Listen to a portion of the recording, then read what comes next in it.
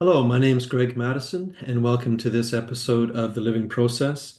It's Christmas Eve, and my special guest this time is Jonathan Foust.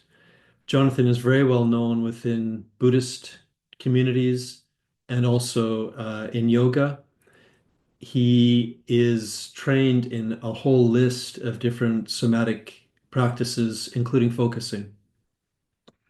We talk quite a bit about how Jonathan combines his understanding as well as practice of focusing with some of these other traditions.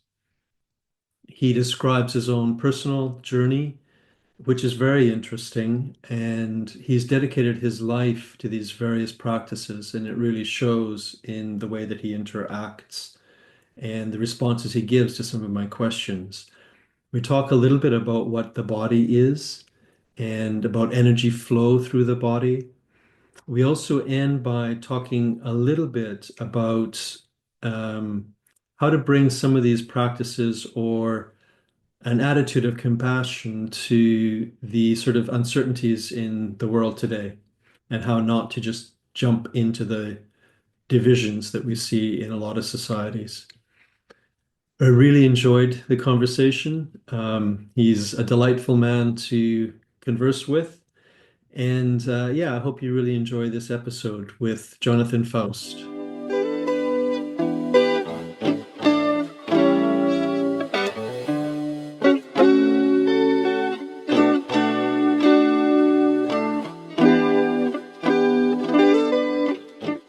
Welcome back to the Living Process.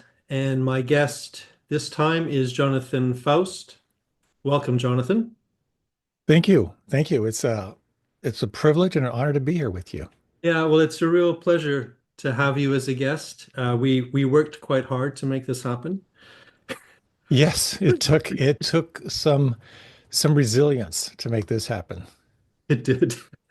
Um, the first thing I like to ask people, and I'd like to ask you, is particularly, I know that you have a much broader kind of sense of different traditions than just focusing.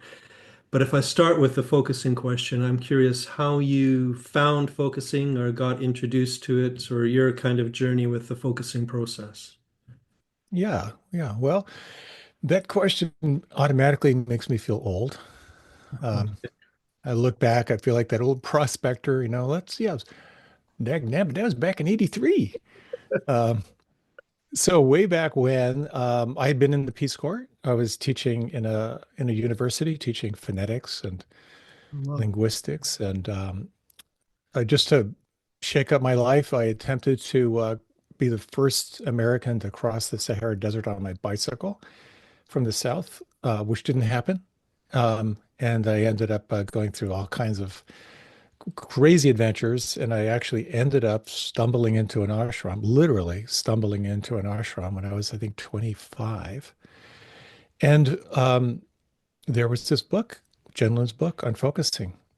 And I picked it up and I just read a little bit of it and I did a little reflection and I had this really powerful shift, like a really dramatic shift. And it was like, wow, there's something really, really juicy here. And then I got sucked into ashram life. And so, which was a very, very deep, deep immersion into into yoga, Mhm. into the whole field of energy and exploring all of that, kind of the maybe we can talk more about that and how this sort of how that's come into my own practice with focusing.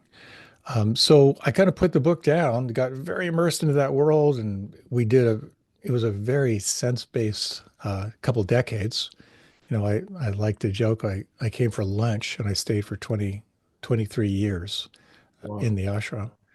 And then when my time was done and we went through all kinds of changes as a community, we had to re revisualize ourselves after we had a kind of a meltdown with our guru, our teacher, and for a couple of years I was president, and then I was done.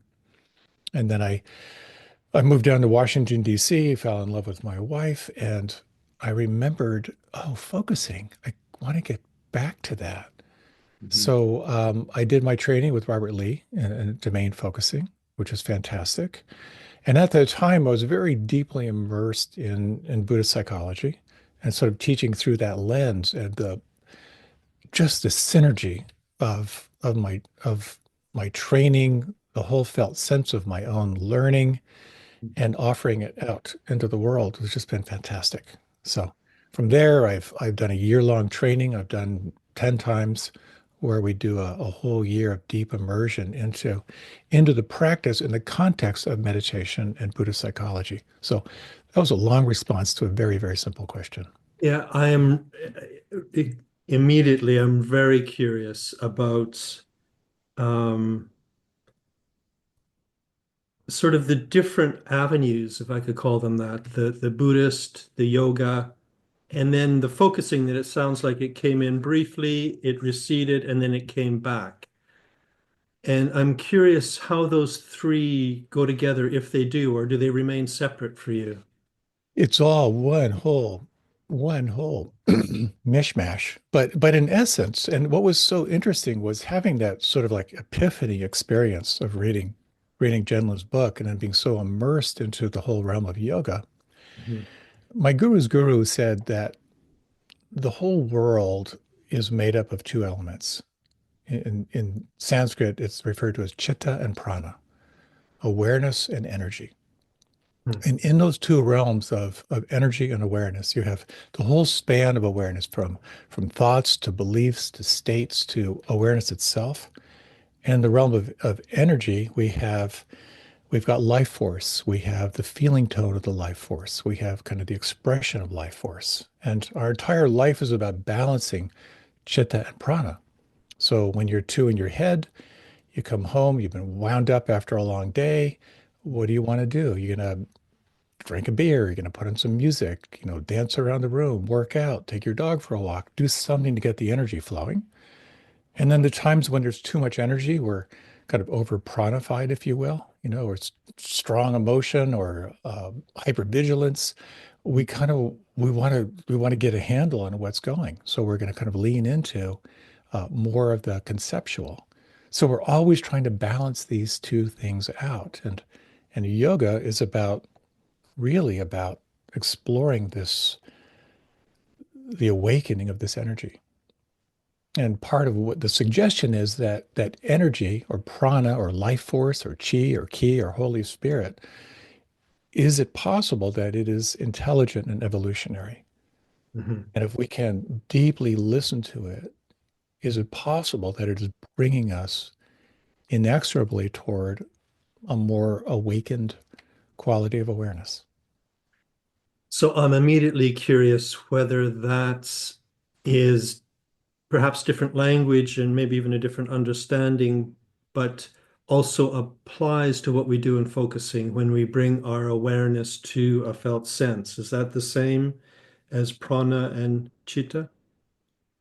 To my mind, absolutely. Absolutely. Because what happens, let's say, just to bring it back to yoga, Yeah. let's say you're in a yoga posture, you're in like the triangle pose, trikonasana, and you're suffering, you know, you're hanging on for dear life. You're aware of what's not moving. You're aware of what's congested, what's stagnant, and what's stuck. And you breathe into it and you relax into it. You feel into it. You get more familiar with it. And then what happens is that stagnant, congested, stuck energy will begin to move. It'll begin to shift. And then you feel the rush, the endorphin rush of that release of tension. Mhm. And then what happens is, again, if energy is intelligent and evolutionary, it'll go to the next place where it's blocked because it's designed to move into a sense of free flow, if you will. So Mhm. it's the same thing in my simplified view. Yeah, I mean that's really interesting to me. As I listened to you, I was thinking it sounds very similar, different kind of conceptualization of what's happening, perhaps, but very similar. And then I thought, are we talking about the same body?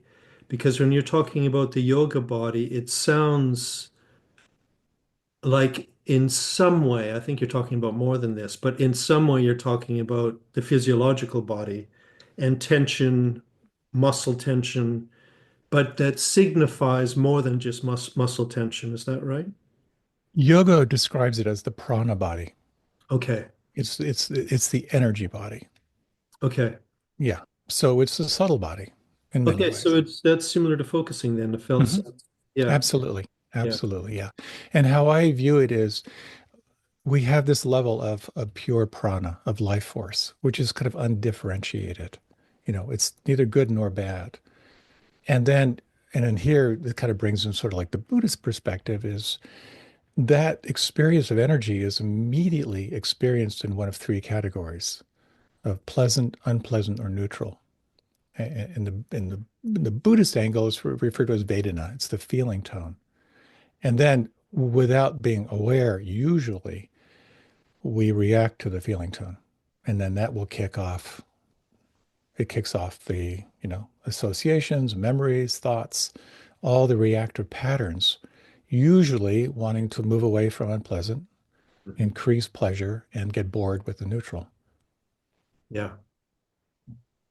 So this is jumping way ahead, but I have to ask it now. Because that sounds like a very full understanding and practice. And I'm wondering what would have made you interested in kind of coming back to focusing? A couple things. Okay. Um, this goes back to my own history, kind of back to the whole, living in spiritual community and this whole kind of immersed in the energetic world. I became fascinated with what does it mean to heal? So I got trained in lots of hands-on modalities, of working with energy, um, Trager work, structural acupressure, Cranio-Sacral, and I was just fascinated by how subtly can we detect what's not flowing, bring attention to it, and then sort of track that energetic release and where it goes next. It's endlessly fascinating to me. Um, so years later, when I kind of left the whole community and I moved down to the DC area, I thought, like, how do I work with people? And part of it is, um, the hands-on work is really fun. It's also highly licensed and all that kind of stuff. I thought, well, I work a lot with people through mindfulness and through meditation. Well, here's focusing, which is perhaps even the most subtle form of this kind of work. As you contrast it to sort of like the gross manipulation of tissue, as opposed to how do we bring attention to what's stagnant, what's stuck? Mhm. How do we work that? And of course, that opens up this endlessly fascinating world of the power of inquiry around working with what's not fully alive. Yeah. Yeah. Or what's somehow asking for the next step in life or something. Exactly. Exactly. Yeah. It's like where's the stress, where's the suffering? Or if we think of the two wings of mindfulness, one wing is the wing of wisdom. What is actually presenting right now? What is this? Can I name it? Mhm. And then loving awareness. How does this want me to be with it? Which are the two elemental questions in focusing? Yeah. That's one of the things I was wondering when you were describing the yoga practice, whether there is that kind of gentle, kind, loving sort of awareness to the stuck places. Is that a part of the practice? What's so interesting is in the span of yoga, you've got like in any tradition, and this includes both yoga and in meditation. When I first heard this, an author by the name of Jason Siff, he wrote a book called Unlearning Meditation. When I first heard this, I thought that's crazy. And I thought about it, I thought, no, it's true. He said, whatever tradition you get trained in, you can find another tradition that will give you exactly the opposite instructions. And that's so because like in yoga, you've got the intensely willful practice, where you're, just push through the energy blocks. Mhm. And then you have traditions that are all around surrender, and listening and softening and flow. And my training was more in kind of in the flow realm of Kripalu Yoga. But the same thing with meditation. You can do like the sittings of strong determination where you're developing that intense focus.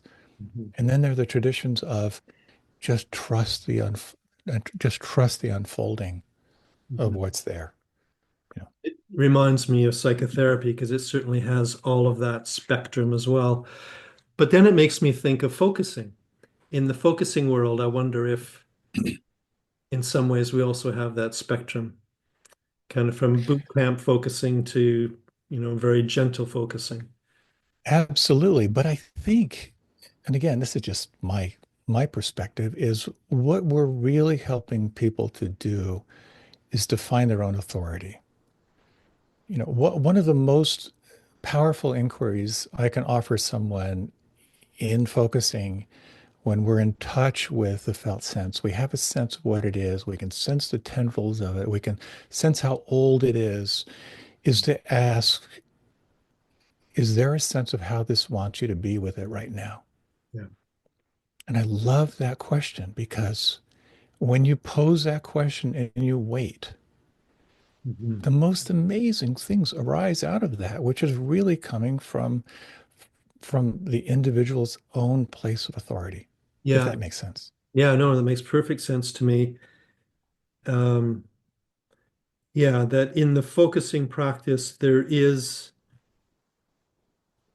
a tradition, but it's a tradition that some maybe has a slightly different role than some other traditions, in that it's not a tradition that can offer any sort of external authority about how to practice. It's only a tradition that points you to your own authority to discover what practice is right for you. Exactly. Exactly.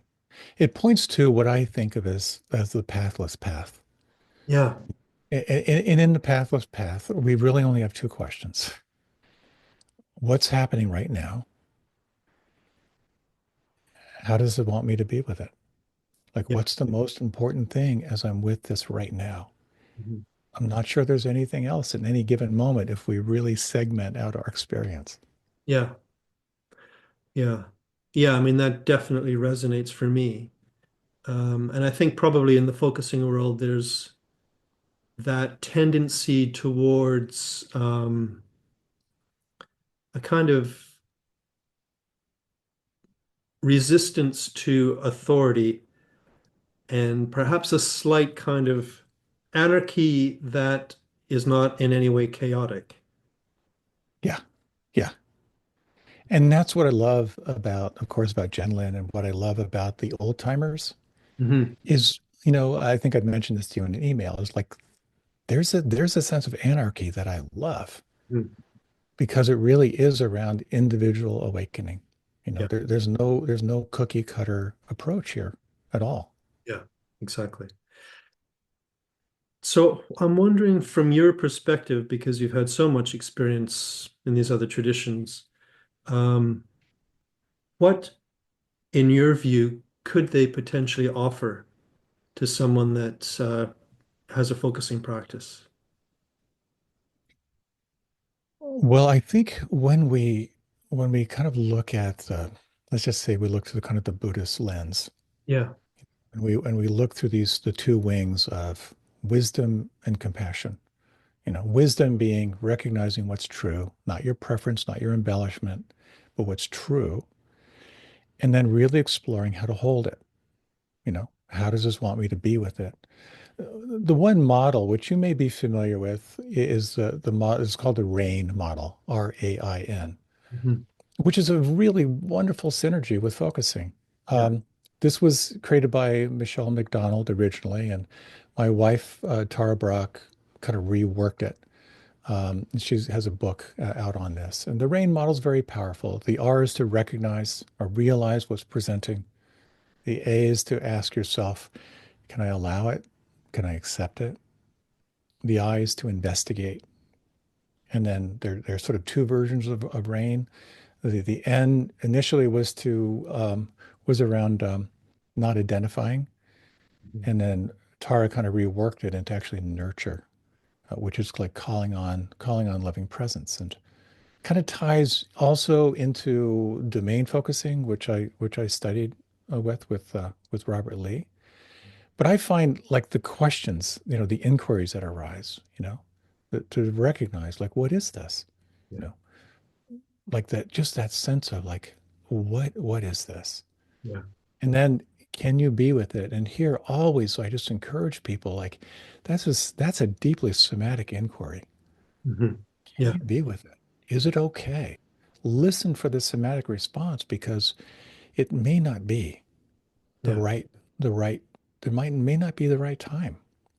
You know, there are these qualities in sort of like through the Buddhist lens of the factors of awakening. There's certain factors of awakening that are kind of required to be present. You have to have access to non-judging awareness. You have to have a quality of concentration to actually stay present. Hmm. You have a quality of curiosity to kind of want to know more. You Hmm. have to have a quality of what's called rapture, which is it's sort of like the joy of discovery. Yeah. You have to have a quality of steadiness. You have to got to have firepower. You need energy. And so that question of can I be with it? And it's a very, very simple question, but to really recognize that you may not have the firepower. You Yeah. just may not have the physical energy to be with it. You may not have access to mindfulness. Mhm. So if you get that somatic response, I can't be with it right now. It's too much. It's that whole idea of letting it know you see it, Yeah. letting it know your intention is to be with it another time when the conditions are different. Your intention is to be present with it. And it's such a powerful step that I think gets overlooked by a lot of people. We have this sense of, I just need to muscle through this. And I'm not sure that's so skillful. Yeah. No, I totally agree. Can I be with this in such a way that I don't violate at all? Yeah. Yeah. And I love the analogy of, the felt sense is the wild animal at the edge of the woods. You can't seduce it in, you can't chase it, but you can let it know you see it. And that's such a delicate relationship. So that's the A. And then the I, of course, is to investigate. And I think we have a tendency, particularly in the West, to like have it be an intellectual investigation when the investigation here is deeply, deeply somatic. And if there is an investigation around thoughts and beliefs, it's so important to connect the dots back to the felt sense, of course. Yeah. And then, and again, through the focusing model, when you really have that sense of what this is and the tendrils and all of that, what happens when I bring loving presence to this? And all the variations of the inquiries around that. How does this want me to be with it right now? And if I were simply to hold this in loving presence, how does it move or shift or change? So that rain model I find to be it's an incredible handle Yeah. for people to deeply move into more somatic inquiry. Yeah. Very, very useful. Um, I agree with everything you've said. And a question that arises for me, which is a question to myself as much as to you or anyone else, is just why do you think it is that the body needs these particular qualities? Why is it not possible to coax or coerce or push the body or the felt sense forward? Why is it these particular kind of non-invasive yet caring, curiosity, welcoming? Why those qualities? Why is that what life responds to? I with one of the best lines I've ever heard, I sat a couple of retreats with a teacher by the name of Sokni Rinpoche, who taught very much from the kind of the Dzogchen, the non-dual tradition. And he talked about compassion. And he said, compassion is the lubrication that allows us to let go what we know we need to let go of. Mhm. And I love that. I love that. There's another quote I love from a teacher of Emmanuel who said that there's not a heart in this world that would not open instantly if it did not feel safe enough. Mhm. And I feel like there's something to be said for, the powering through, the muscling through, pushing edges and building resilience. And there's a lot to be said for exploring that sense of loving presence, of that deep empathic listening, for so many people. And again, it's a cliche, but most cliches are true. There is an element of spiritual reparenting here, you know. Does Well, that make sense? it makes sense, but it's still maybe it's not a question. Maybe I'm the only one that makes this into a question. But I still wonder, why is compassion such a powerful attitude or approach or environment for the body or for the being or for the person or for life on the one hand? And then related to that, it's always surprised me how even when someone, myself or anyone else, is really quite suffering, if with a focusing guide or anyone else, if you can invite the person to kind of take a step back into that more compassionate approach to themselves and give the feeling some space and just be open to it, welcome it, all of that kind of language, how often it actually readily is available. Uh, Mm. how is it that it's almost as though we kind of make ourselves small and blind ourselves to this limitless compassion that is always there to open up to. I mean, how do you understand that? It's a really powerful question, but I think my question for you is what works for you when you find yourself small, caught in self-preservation, Yeah. etc.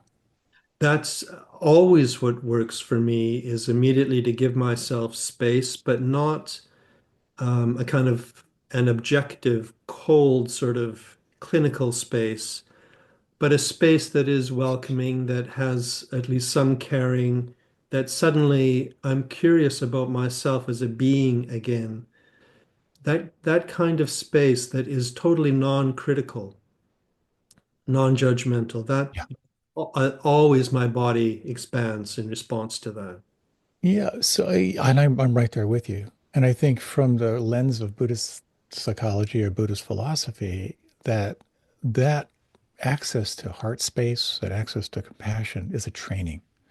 Yeah. It's referred to as metta, cultivating loving kindness. It's like this little sprout that requires a greenhouse for protection, Mhm. because we are so trained out of it, from such Yeah. an early age, that negativity bias is so intense. So in classic metta training, well, there are different variations of it, but you reflect on your benefactors, you just reflect on the people who are on your side, and you just stream attention toward that. And again, you can do it intellectually, but the real work is doing it somatically, so you actually access what is it like to actually receive kindness in your life? What is it like to, when you think about people who like you, the people who laugh at your jokes, you know, Mhm. like to really reflect into that. And then to explore what's easy. And that's where you start with your pets, with plants, and then you just stream attention. Again, it's moving from the thought into the felt sense, and you Mhm. increase your capacity for it. And I remember I did a month long retreat, and the first week was on benefactor and on self, and then the next week was on focusing on the easy people, and then the next week was finding a neutral person. You just choose one person you don't have any antipathy toward, but no great attraction, and just for 45 minutes every day, you're wishing that person well. You're wishing them ease. And I chose our retreat manager, who struck me as a kind but unremarkable person. And so every day, and about day 5 of that retreat, of that week, um, I'm just sitting, and she walked into the room, and like my heart started fluttering. I thought, oh, my beloved has arrived. which is immediately followed by, oh my God, am I falling in love with the retreat manager? No, but like what we pay attention to gets bigger, which is again back to kind of the yogic thing of like, of how actually chitta, prana follows chitta. What you focus on, a felt sense will come with it if you entrain yourself on it. Mhm. And the final week is choosing the difficult person, Yeah. and a story I often tell is when I had my interview with the teacher that final week with someone who really betrayed me. I said, well, here's where I am in my forgiveness practice. I've come to realize I can completely forgive this person as long as I'm assured he burns in hell for eternity, which was progress. Yes. Yeah. And then later, actually, just a few days later, suddenly I got the role reversal. I was able to like, oh, this is what he was needing that wasn't happening. This is why he threw me under the bus. And just such an incredible rush of insight and forgiveness.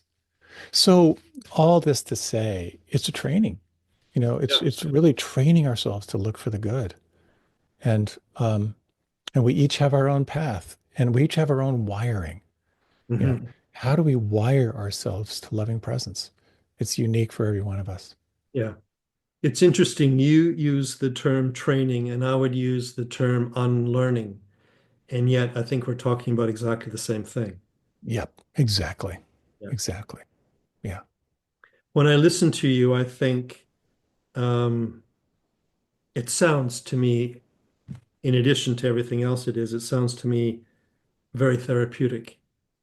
And it makes me wonder, uh, does psychotherapy add anything else to what it is that you're talking about? It's a really good question. Um, for me, because my meditation practice is so central, Yeah. you know, um, it really is around awakening, whatever you want to call that, awakening to true nature, Mhm. awakening to who I am beyond a separate self. And I had a really interesting conversation with Dr. Jenlin way back when I was doing my training, one of the conferences. And I noted how in doing my partnerships and so forth, how so many people who get trained in focusing are psychologically oriented, you know, Yeah. and and usually what I would find is when in my partnerships that people would have some issue, some emotional issue. And as we would move into the felt sensing and naming and so forth and kind of following that model, there'd be some kind of a shift. And then as soon as there's some kind of shift, it'd be like, okay, well, what else can I focus on? And I noticed for myself, and this was my question to Jenlin, like, isn't the shift something we should really pay attention to? Because isn't that shift a shift in identity? Like what happened? Like when that when that issue dissolves along with the felt shift, what is that? Yeah. And it was really fun. We had a great exchange around it. And then he kind of like guided it you know, uh, back to the psychological. But I find it's sort of like I'm really kind of sharing your question, like what is the difference? Mhm. Because when I look at the model of rain, back to Mhm. here's what's presenting, whether it be of physical pain or emotional turmoil or mental agitation, you track it back to the felt sense. You sense, can I be with it? And you move into that investigation. I'm not sure there's a difference. Yeah.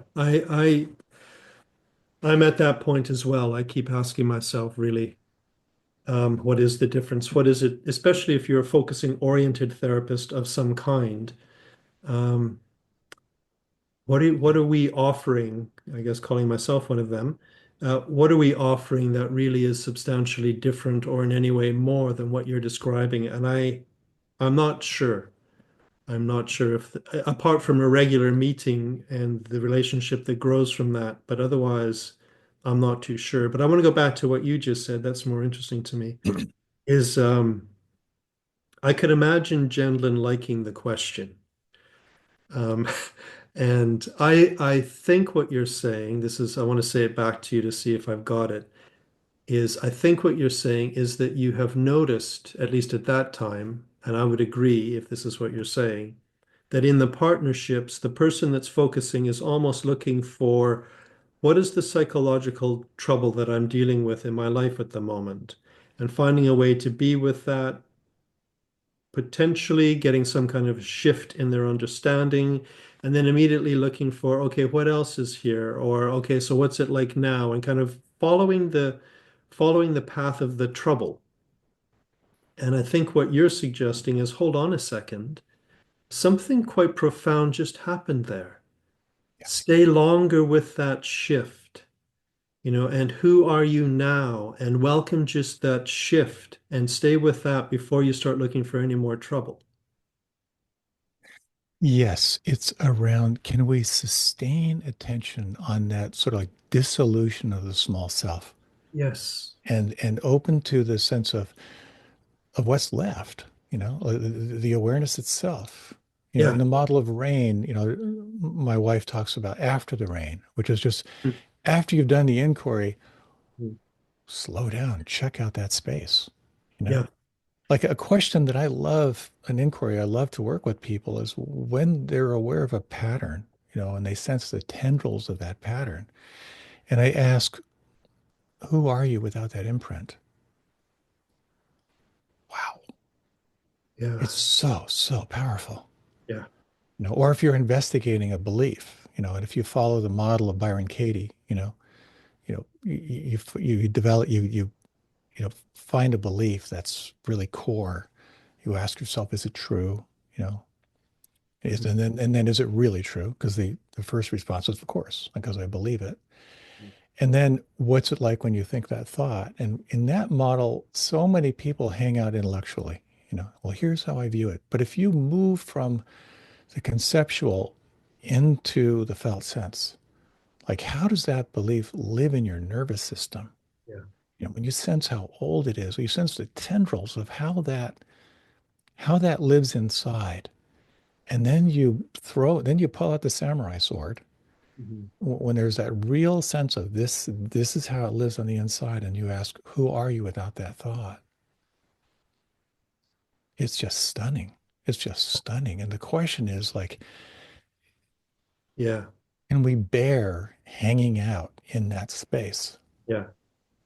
Yeah. And some people can't, you Yeah. know. I've literally had people fall out of their chair on that question. And Wow. some people will have some capacity to hang out there in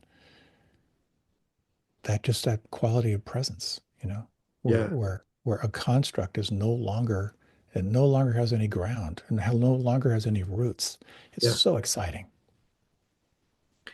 So that's an invitation to an experience of self that is no longer constricted by that identity or belief or whatever.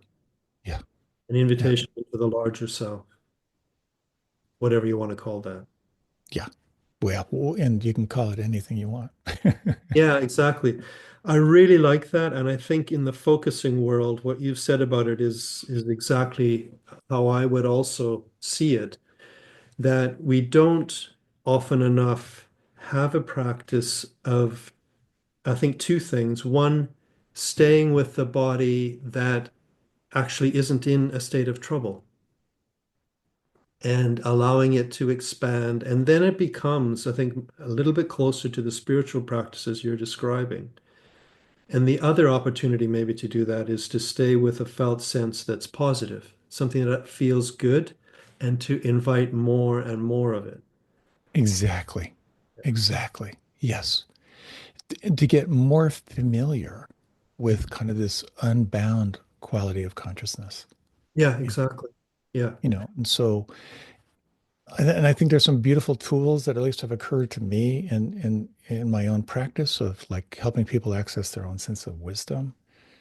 Quite often, at the end of like a process to ask, what advice do you have to give yourself? Mhm. Which is just a very simple way of kind of tuning in to wisdom, if you will. Mhm. Or, given all that you've felt and named and everything that shifted and moved, what's the most important thing in your life right now? Mhm. And then again, that sense of like listening and waiting can be so powerful. Mhm.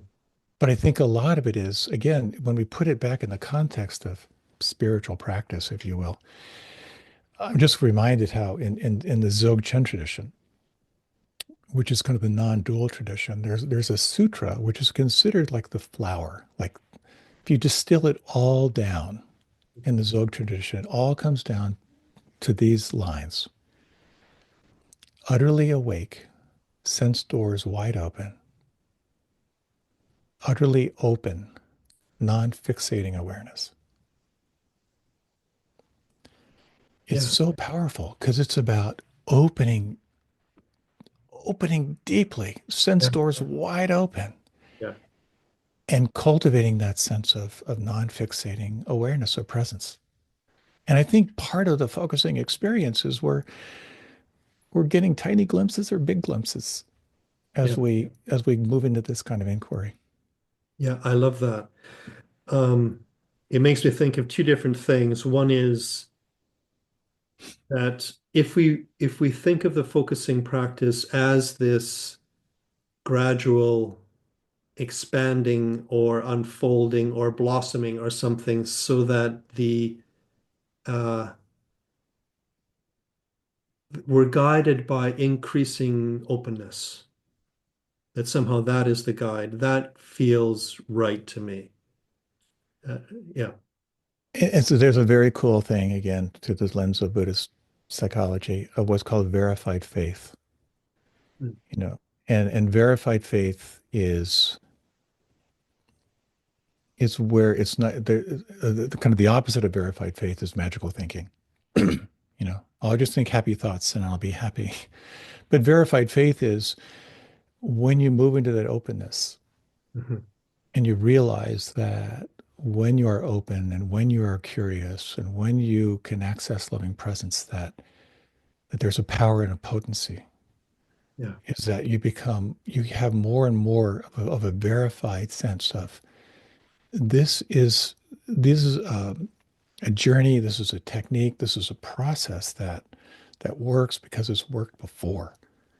And I think that's part of like the, growing our prefrontal cortex and all that stuff that happens. But just that sense of like a deepening sense of trust in in how this process of unfolding or awakening happens.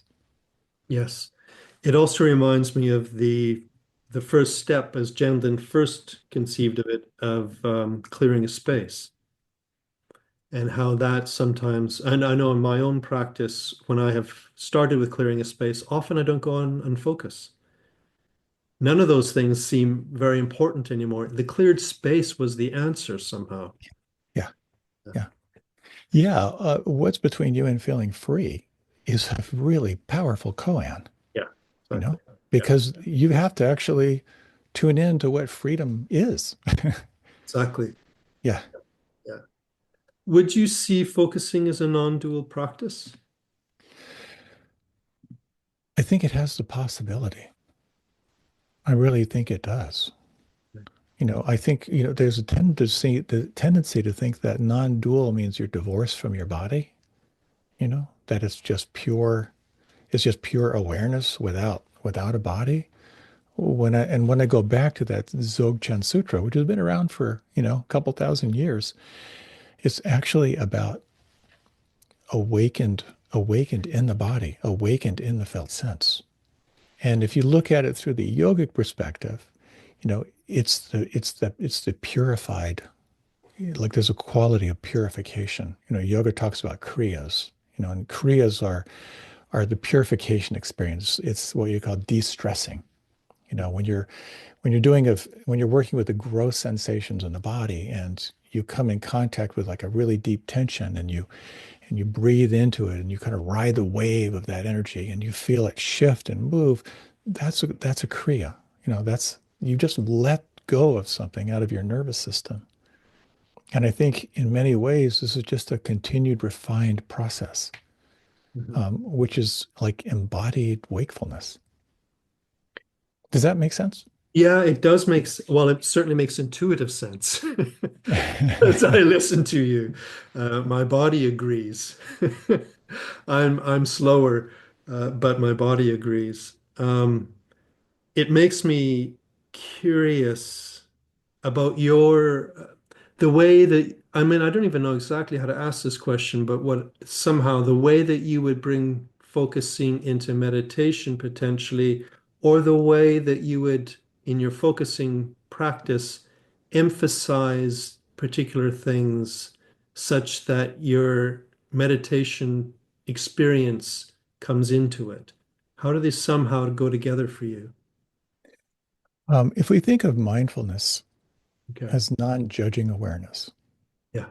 that's the definition that works for me, you know, non-judging awareness. And my back to the ashram days, my guru's guru said before he went back to India at the end of his life to die, he was asked, "What's the highest quality of a spiritual seeker?"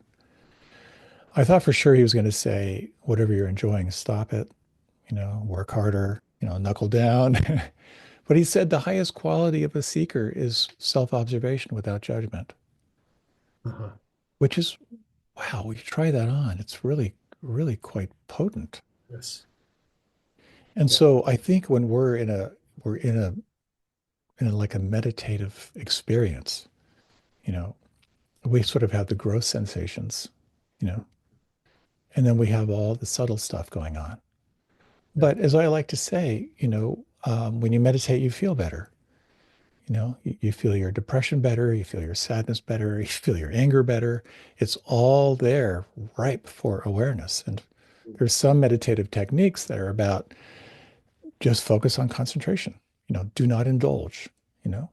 Um, but then, and there's a lot to be said for like the calming practices, the concentration practices. But what I like about Vipassana in particular is when something arises that's persistent, Mhm. something that you intuitively feel is calling for investigation, you move from your anchor, a breath or sound or whatever it may be, to focus on the phenomena itself. And that's where the rain practice comes in.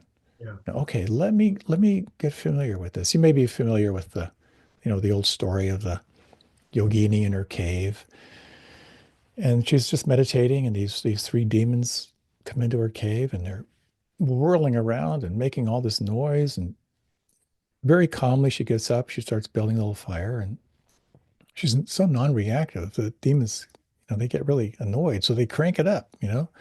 Horrible sounds and images, and again, it's so non-reactive. She puts a tea kettle on the fire, and this enrages them. So they throw everything they got at her. And she sets out these teacups. And finally they say, "What gives? What were your three deepest wounds, your three worst nightmares? And here you are building this fire and putting out these teacups. And what's going on?" And she says, "Well, you've been here before and you'll be here again. So in the meantime, what kind of tea would you like?" That's the practice. It's how do we have tea with our demons when they arise. Yeah. So that's where I think this model of investigation, we can apply it on so many levels. I always love this model of at the core is what we call prana. It's undifferentiated energy. And then that gets experienced as pleasant, unpleasant, or neutral. That kicks in thought forms. Mhm. If you think the same thought 1,000 times, it calcifies into a belief. If you're not aware of the beliefs in your life, they form your habits. If you're not aware of your habits, they form your character. And if you're not aware of your character structure, that's your destiny. And we can explore and investigate on any one of those levels. We can look at our habits, we can look at our beliefs, but fundamentally it brings us back to how does this live on the inside? Can I work with it energetically, Mhm. and catch it kind of before it proliferates? So is this sort of a daily life practice for you as you go through your day? Do you have a way of kind of bringing yourself back, checking in with you, or? For me, particularly with the state of the planet and the state of politics, you know, I had a pretty big realization. I need to be more plugged in the presence than I ever have, Mhm. just with all the challenges here. So I've upped my daily sitting Mhm. pretty dramatically. And it, boy, does it make a difference. You know, it so makes a difference. And again, within the context of my practice, they're practices within practices. You know, the practices of arriving, you know, of concentration, you know, and then the practices of actively investigating something that might be coming up, and the practices of just surrender and resting in presence. Um, but what's so core and foundational to me is the experience I've had in focusing, you know, which is can I work with the gross challenges when they arise? But also, and this is where it gets really interesting for me, is when I'm beginning to open into expansive states, can I stay present to them? Mhm. And that's where I find the practice gets so subtle and so refined. Like there's a question I ask myself sometimes, depending on my state. Toward the end, I like to ask myself, who am I in the absence of desire? And that question kind of like really kind of sets the stage for sensing just pure presence.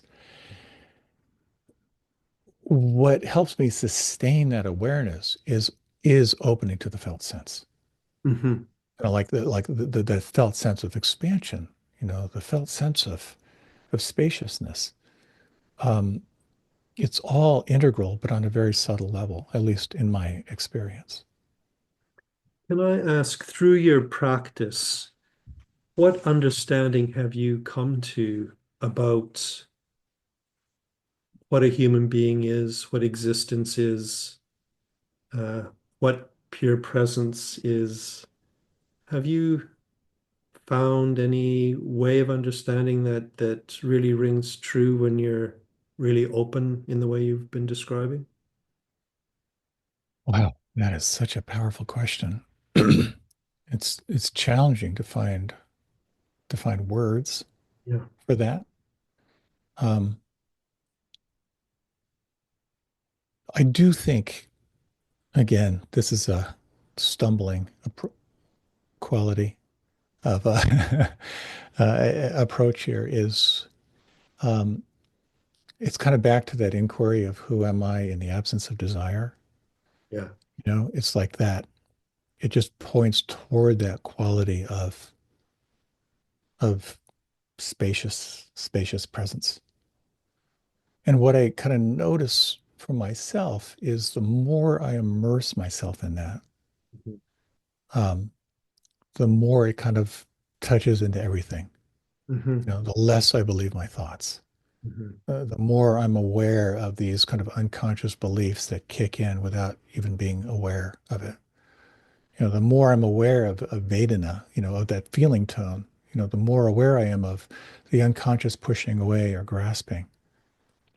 It's sort of like that whole idea, you know, in the analogy of when you think of indigenous tribes who like use indigo dye, you know, you've got this dye pot of intense blue, and you dip in the white fabric and you pull it out, you hang it up to dry, and it dries almost bone white, but a little bit of the blue, you know, and then you dip it again. And depending on how much you dip it, it takes on it takes on the hue of the dye. And I think in many ways it's the same thing, you know, like wherever we point our attention, we tend to take on the qualities of that wherever we reside, Mhm. wherever our attention resides, which is why I find it so powerful. And I imagine you do too. The more I immerse myself into practice, but also the more I'm in this relational field of supporting people in this inquiry, the more the more it sort of permeates my, you know, who I am, at least right now. Mhm. Do you find that to be true? Yeah, I do. But I think for me, it's moments on my own either when I am purposely investigating with that question, once I'm in touch with the more expansive body, that question of either, well, every time I have to find the right way of phrasing it, but something like, what is this? Or what am I? And then noticing that even asking the question somehow is too small for the inquiry. Mm. Um, the only other time is usually when I'm on my own. I actually find it more difficult when I'm with other people, unless we're in a focusing practice or meditative kind of shared space. But like in conversation or something with other people, I can find it difficult to keep the openness in myself. I'm curious, when you're working with someone Yeah. and they experience a felt shift, and part of that felt shift is into a sense of like non-identification, Mhm. a sense of expansiveness, Mm. how do you help them sustain attention on that? If I'm working with a client, I would simply say, let's not move on from this. Let's just stay with this. Let's welcome it. Let your body fully have this. Let it move and expand as much as it wants to. And let's just see if it's okay simply to allow that. I would say that kind of thing over and over again. Mm-hmm. Hmm. That's awesome. That's great. Whenever I lead a meditation, I will always point toward resting in presence. Mhm. So many of us, we need the practice of gathering and arriving. We need the practice of conscious relaxation. We need the practice of being the witness of what's changing. But all roads ultimately point toward resting in presence.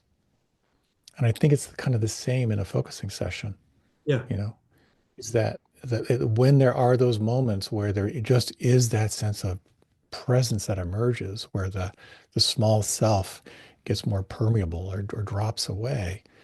Um, to get familiar with that is just so juicy. Yeah, I agree. It doesn't happen all that often in my experience, but when it does, I certainly slow down and really encourage welcoming it. But how about when you're in a conversation with other people, not necessarily a difficult conversation where, you violently disagree about something, but just ordinary conversation. Do you have a way, because of all the practice that you've done, do you have a way of kind of gently bringing yourself back to that state of presence so you don't get too pulled into a conversation, for example, or a particular discussion? Wow, that's such a great question. I think um, when we look through the Buddhist lens, one of the things the Buddha allegedly said, I mean, who knows what he said? Nothing was written down for a couple hundred years, but one of the things pretty emphatic about, he said, nothing is to be clung to as I or mine. Mhm. You know, nothing whatsoever is to be clung to as I or mine. And when we have those moments when I or mine either becomes permeable or drops away, those are the mystical moments. Mhm. And so I kind of look for, again, in very imperfect ways that I can allow myself to become more permeable. And Yes. one of the questions I often will ask is I kind of tune myself to the unmet need if I'm in conversation to ask myself, what is this person needing right now? Mhm. And that's a really powerful way of sort of like opening up the field a little bit Yeah. more. Yeah. What I typically do is if I'm at a dinner table, for example, is if I can feel myself getting too narrowed down into something, is I expand my awareness to the whole table and almost kind of invite myself to be the whole situation, the whole setting, rather than a separate self within it. And even though I can't completely accomplish that, it does enough to broaden my experience again. And I can imagine or hallucinate that when you're teaching, let's say a group, that's what you're doing. Yes. Is you are opening to the collective, Yes. which Yeah. opens up more possibility and creativity and allowing you to bring presence to the group. Yes, I do. I invite my body to be the room rather than myself. Mhm. It's helpful for me. Yeah, yeah, that's juicy. That's one of my favorite words. So I'm just aware of the time. I want to ask, what are you kind of most passionate about at this point in your life, or what are you developing, or yeah, anything else that you would like to add so people know about it? Well, I have a weekly talk that I do, and my my I like to think of what I offer is what is pragmatic Dharma. It's like, how do we apply these ancient teachings to the phone call you're dreading next week? Yeah, wonderful. That's a passion of mine. But another project I'm working on um, is something I've been fascinated with just through my own life experience, and the working title is Transforming Your Relationship to Pain, kind of Mm, a chronic pain companion. And it's about 10 or 12 attentional strategies for working with physical pain. And that's just fascinating. yeah, Just really yeah.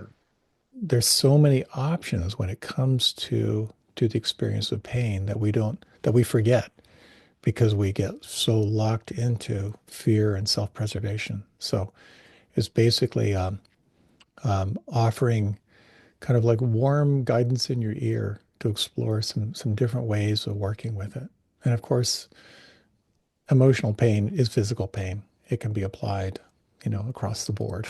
Mm, But the yeah, primary thing is how do you work it when it feels like it's too much? yeah. That sounds incredibly useful. Um, and that, where could people find your thinking about that? Well, I've got a website and YouTube channel, just my name, Okay. and product will probably I'm hoping will be out in the next couple months. Okay, perfect. Yeah. Yeah, I'll put your website so people can find you. Um, I have one more question, which I'm happy to make up an answer. okay, terrific. I'm thinking, especially when I speak to people that live in America, uh, and I mean not only America, because the whole world is suffering in kind of new ways, it feels like, although probably not very new. Um, but in America, where you've recently had this election that again seemed to really kind of divide the nation, um, do you have ways, or can you think of ways, or are you interested in uh, attempts to bring some of the things you've been talking about, whether it's things you've learned from yoga or from Buddhism or from focusing, or just the overall kind of attitude that comes with these practices? Are there ways of bringing that to the nation somehow, to the society, to groups, to the community that you think could be helpful at this point? Mhm. It's such a rich and deep question. And I think it's interesting to watch kind of the reactivity in this culture. Because right now, so many people are burned out. Yeah. There's such a sense of hopelessness and such a sense of feeling disempowered, such a sense of despair. And a lot of people are just saying, we just have to wait and see, um, which is very challenging. And I experienced a lot of that myself, you Mhm. know. But I know for myself, and part of mine is like, again, back to those two questions of what's happening and how does this want me to be with it? For me, it's around, I need to be plugged in, you know.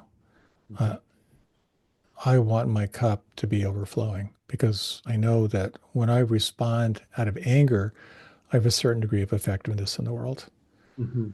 If I can respond with compassion, it's a different degree of effectiveness in the world, you know?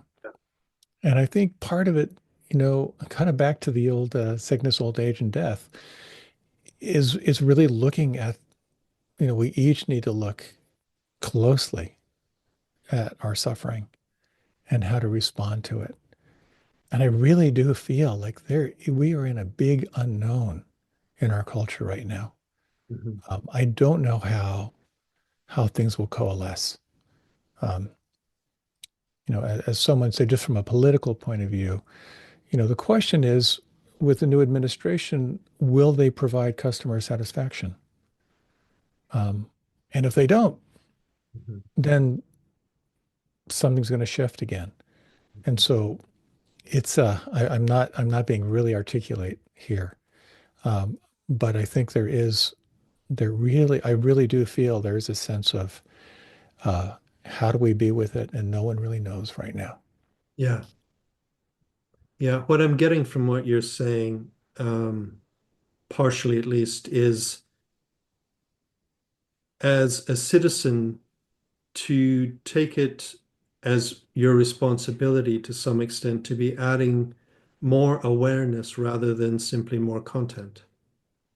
Yeah, yeah.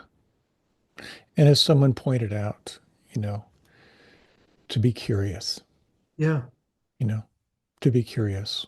Yeah. What can I learn? You Hmm. know, the world is run by unmet needs. What are the unmet needs? Hmm. And how do we attune to that? Hmm. Very, very deep and interesting times, you know. Yeah. Yeah. And yeah, it makes me subtly excited when you say it that way. Well, when people ask me how's your business, my classic response is I said, well, I'm in the suffering industry. Business is booming, you know. Yeah. Yeah. And we wake up out of suffering if we really look at it. And I think part of, I just notice how, how I particularly notice among folks who have like chronic issues they don't address. And as they get older and older, they become almost cartoon characters. Mhm. In many ways, like the suffering that's emerging is so chronic, we can't miss it now. And it will get our attention, you Mhm. know, at some point. And the question is, can we respond to it? Yeah. Yeah. That's a really interesting reminder of what to watch out for in one's aging. Yeah. Okay, thank you very much. I've really enjoyed talking with you, and I'm really Oh, glad. this has been great. Thank you so much. I so appreciate you and all that you do and all that you offer and what a great resource that you are. Likewise, and yeah, I want to make sure that people can, yeah, get in contact with you. Great. Thank you Okay. very Well, much. thank you. Thanks so much. Take care. Bye.